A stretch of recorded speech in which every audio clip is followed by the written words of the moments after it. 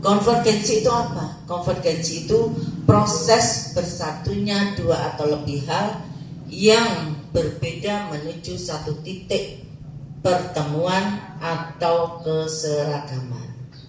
Jadi nanti forum ini membahas, aku juga bisa ngomong tingkat bawah, arti gak ada. Silakan dari kader Posyandu, dari Bu Ketua Penggerak PKK, dan Pak RT, Pak RW, ada apa dengan desa Panjenengan untuk stunting dan lain sebagainya, monggo dibahas di sini. Ngoten nggih.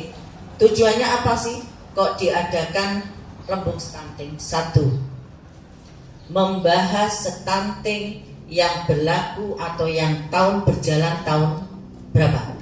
Tahun yang berjalan tahun berapa? 2026. Tahun berjalan itu adalah tahun 2026. Kemudian yang kedua, membahas stunting, rembuk stunting untuk tahun berikutnya, yaitu tahun 2027 Mbak. Jadi kalau berjalan itu tahun ini, kalau berikutnya adalah 2027. Pastikan rembuk stunting masuk dalam RKPDes tahun 2027. Silakan dirembuk. Silakan dirembuk berapa yang nanti dianggarkan dan lain sebagainya.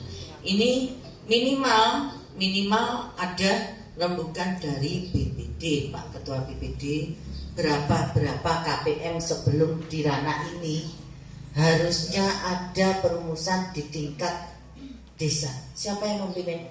Ketua BPD dan anggotanya.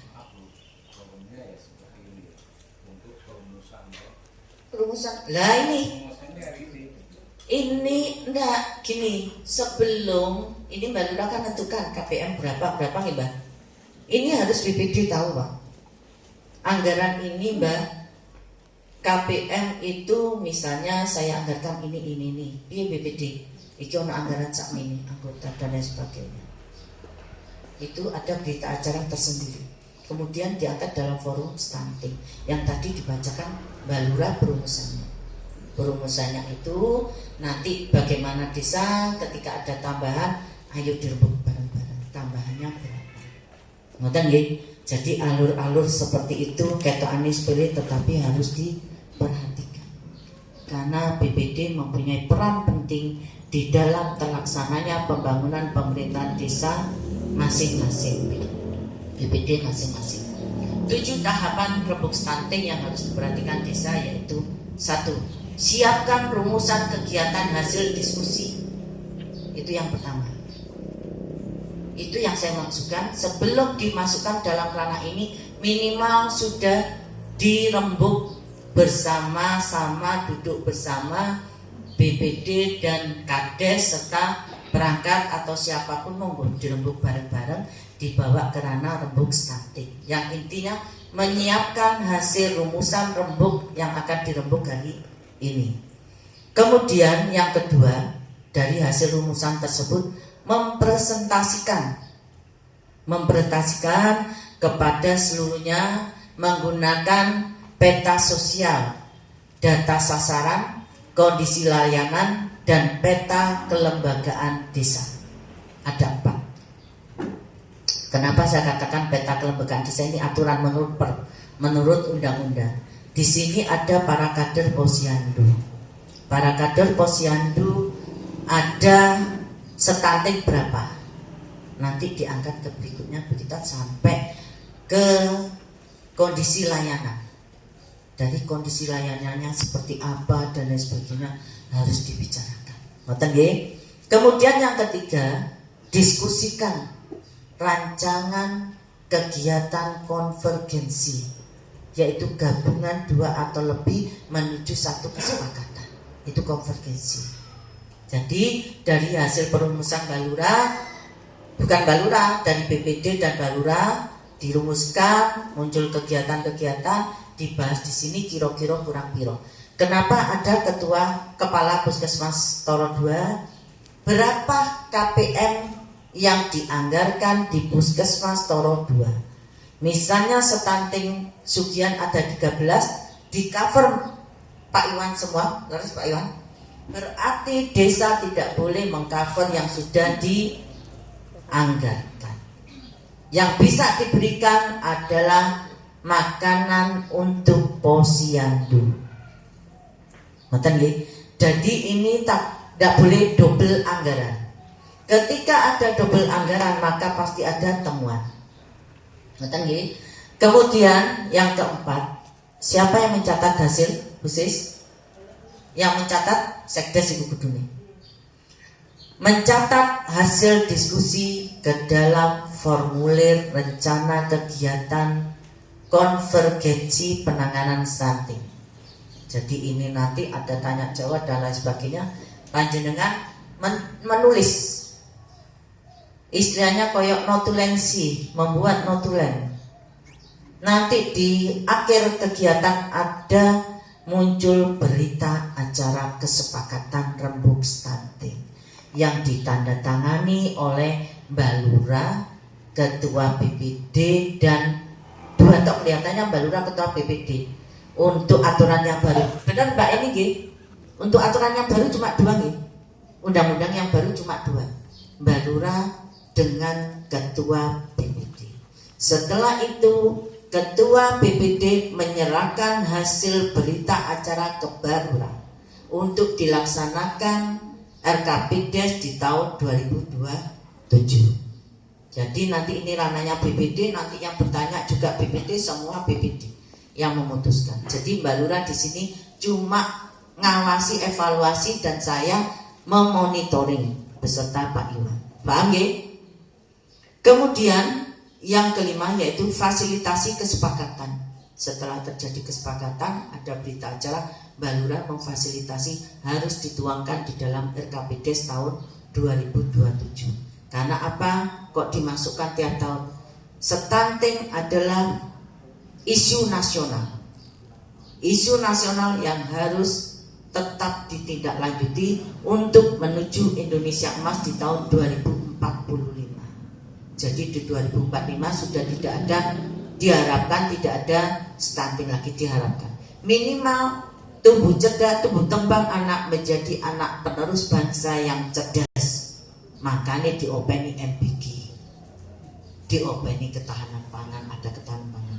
Itu tujuannya sih mencerdaskan anak bangsa, dibantu gizinya oleh pemerintah. Kemudian yang ketujuh yaitu membuat notulensi. Notulensi nanti dibacakan Bu Sis sebelum berita acara ditandatangani. Notulensi harus dibacakan.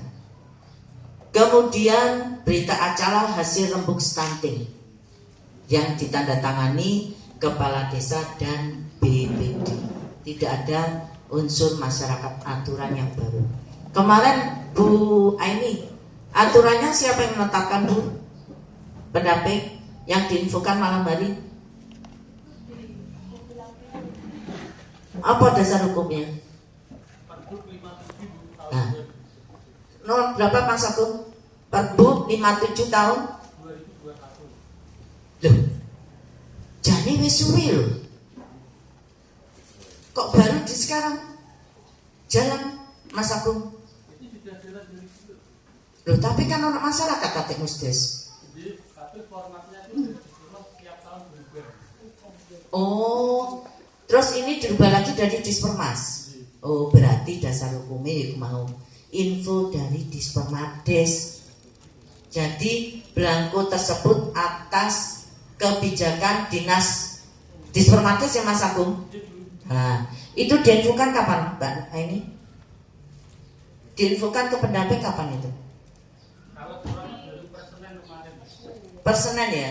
Waktu saya memimpin rapat nggak tahu itu ya. Keliru info karena belum diinfokan saya. Berarti Bu Camati gak dikandani. Saya dikandani pendamping ambek PLD. Kan koyok Bu Camati gak kangku berarti.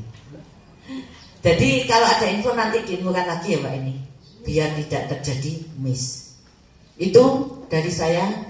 Nanti ketika musrenbangdes harus dihadirkan semua ketua BPD, nyuwun tolong dihadirkan semua, ada daftar hadir kasih PRD, nyuwun tolong didokumentasikan arsip 1 untuk kecamatan, siapa-siapa yang diundang, berapa RT itu semuanya harus hadir. Sama dengan Musren Bangcam, menghadirkan seluruh kades se-desa.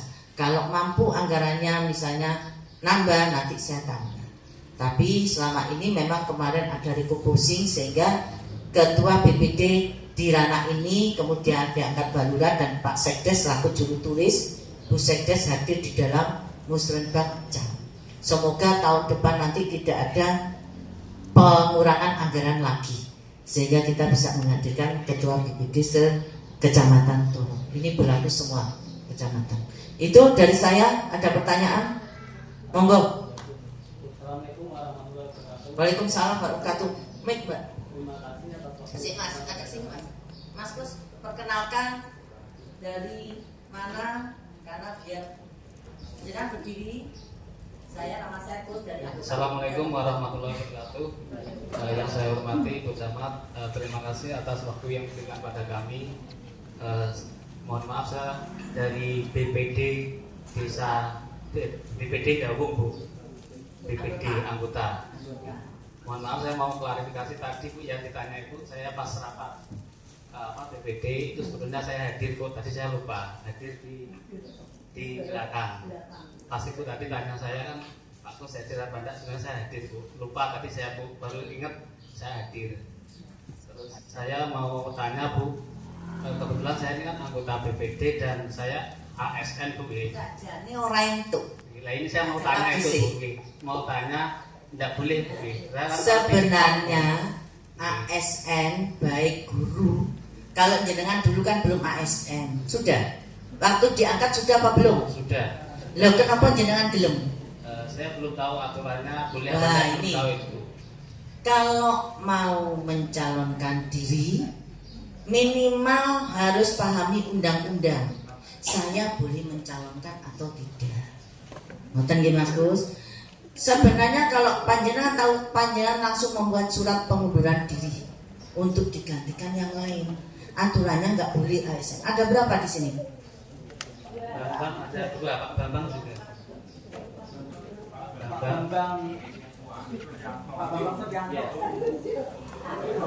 Bambang dari Bupur juga.